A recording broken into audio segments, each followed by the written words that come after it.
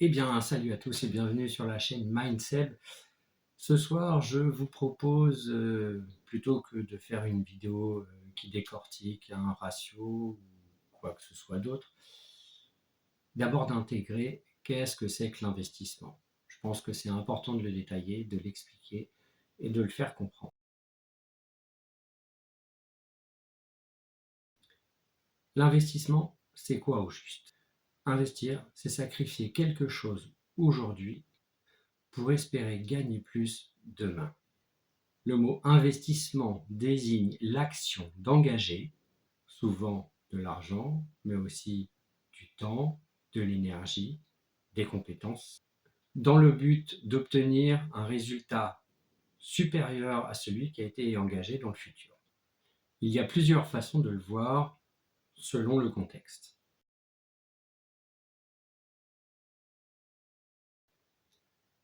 En finance, c'est l'achat d'actifs, actions, immobilier, obligations, etc., dans l'espoir de les voir prendre de la valeur au fil du temps. Investir sur soi-même, trois axes majeurs. Le premier, la formation, se former, apprendre de nouvelles compétences, développer ses connaissances. Le deuxième, prendre soin de son corps, avoir une alimentation équilibrée, boire de l'eau, etc. Sport, renforcer son corps, avoir des compétences physiques, tout ça, c'est des choses qui s'apprennent, mais c'est développer ses compétences et c'est donc aussi se former. En se formant, on acquiert de l'expérience. Cette expérience nous apporte quelque chose en plus à chaque fois. C'est exactement le sujet, puisqu'on parle d'investissement, sauf que là, c'est de l'investissement sur soi-même.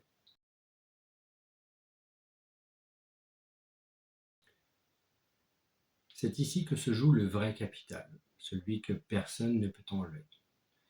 Le meilleur exemple pour imager l'investissement, c'est le potager. Voilà, vous avez un petit bout de carré, vous avez un petit bout de jardin, et vous décidez de planter vos fruits et légumes. Voilà, donc ça va vous coûter un petit peu d'argent en investissement, peut-être un peu moins cher par exemple, un peu plus cher pardon, d'acheter des pieds de tomates que d'acheter des tomates toutes prêtes.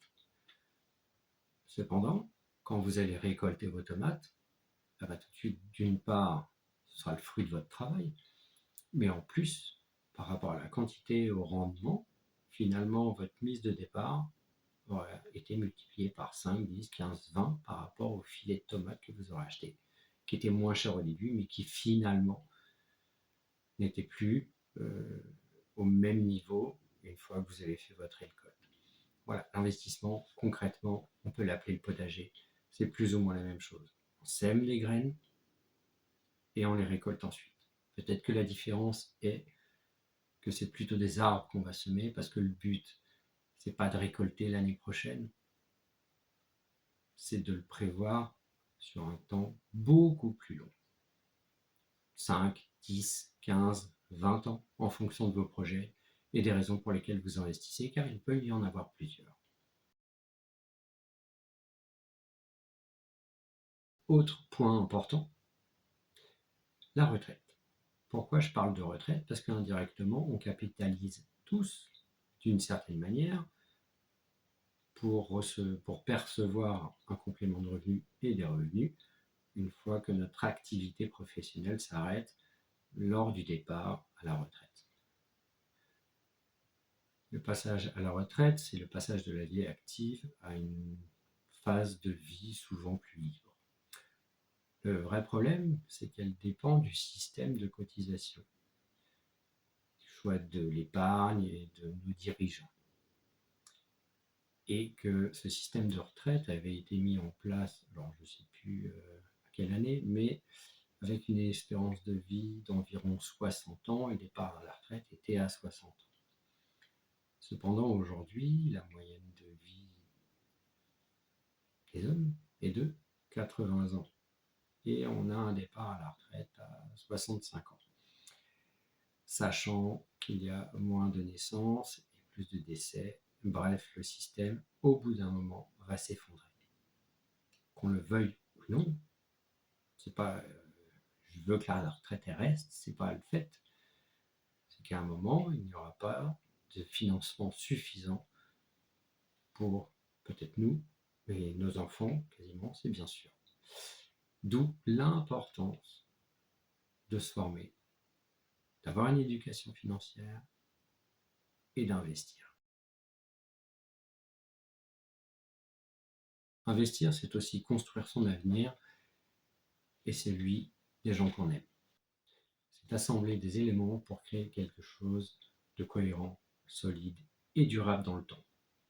Ça peut être matériel, maison, un objet. Immatériel, ça peut être la construction d'une idée, d'une stratégie, d'une philosophie. Personnel, investir sur son avenir, sur sa vie, son équilibre, son mindset.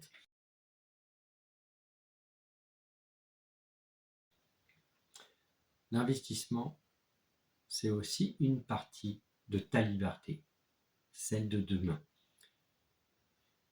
La liberté, c'est le pouvoir d'agir, de penser, de s'exprimer ou de choisir sans contrainte imposée par une autorité extérieure. C'est la capacité à être soi-même, à suivre sa propre voie, à décider pour soi, tant que cela ne nuit pas aux autres. Pourquoi je parle de liberté? Vous allez comprendre tout de suite.